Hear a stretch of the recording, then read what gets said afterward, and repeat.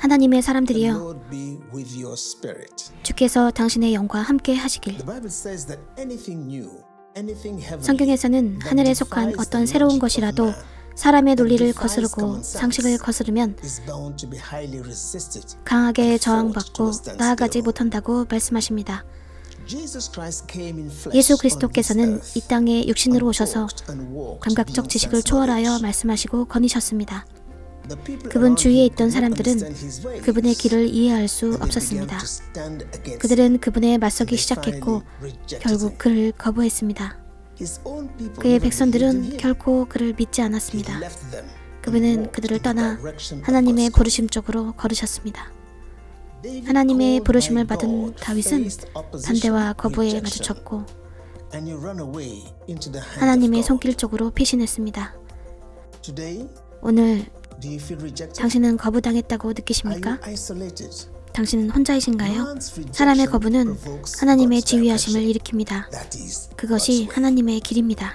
그것이 바로 비밀의 장소로 당신을 안내해주는 하나님의 길입니다. 당신은 그곳에서 변화받을 것입니다. 하나님은 다수의 하나님이 아니십니다. 그분은 구별의 하나님이십니다. 당신은 당신의 삶에서 변화를 이루고 싶으신가요? 다윗은 거부당하고 사울왕은 그의 생명을 쫓고 있었을 때 다윗은 여호와 하나님의 손길 쪽으로 급히 달려갔습니다. 하나님께서 그가 엔게디 황무지에 거할 때 그를 그의 자비하심의 그늘 아래 두어 그를 보호하셨습니다. 사무엘상 24장 1절입니다.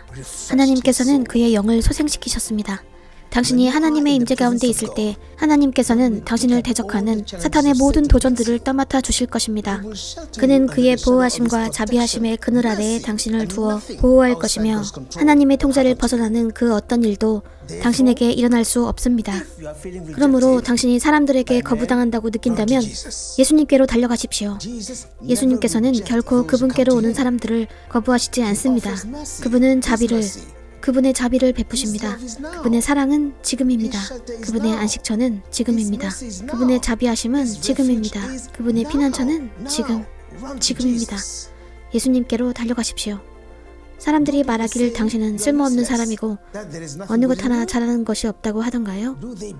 그들이 당신을 함부로 대합니까? 다윗의 아버지 이새를 기억하십시오. 그는 결코 다윗을 왕으로 보지 않았습니다.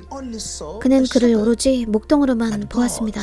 그러나 하나님께서는 그를 왕이자 선지자요 다윗의 장막의 특별한 제사장으로 보셨습니다. 다윗의 아버지는 그가 보는 것으로 그의 한계를 정했지만 하나님께서는 그 아비의 시각 위로 그를 세워 올리셨습니다. 그리고 그를 구별된 왕으로, 구별된 지도자로, 하나님의 마음을 닮은 왕으로 세우셨습니다. 다윗은 그 아버지와 형제들을 그의 능력의 날개 아래에 피신시켰고 이스라엘에서 가장 위대한 지도자가 되었습니다. 올해 2023년에 당신의 마음을 예수 그리스도께로 활짝 여십시오. 그리고 비밀의 장소에 계신 예수님의 음성을 들으십시오. 하나님께서 다윗에게 하신 것처럼 그분은 당신을 위해 행하실 것입니다. 다윗이 찬양의 시편에 관해 그렇게 많이 썼던 것은 바로 비밀의 장소에서 한 것이었습니다. 그는 그곳에서 하나님의 영의 위안을 받았습니다. 올해 2023년에 우리의 영의 목자이신 예수님을 바라보십시오. 우리의 믿음을 창조하시고 완벽하게 하시는 그분을, 지금 하나님과의 언약을 세우십시오. 이번 2023년 새해에 저는 여러분 한 분 한 분을 하나님의 보호하심 아래에 맡깁니다. 주의 주, 왕의 왕이신 우리 주 예수 그리스도의 보호하심 아래에 맡깁니다. 저는 여러분이 2023년 내내 성령의 임재와 양의 피 아래에서 피난처를 얻게 될 것임을 기도드립니다.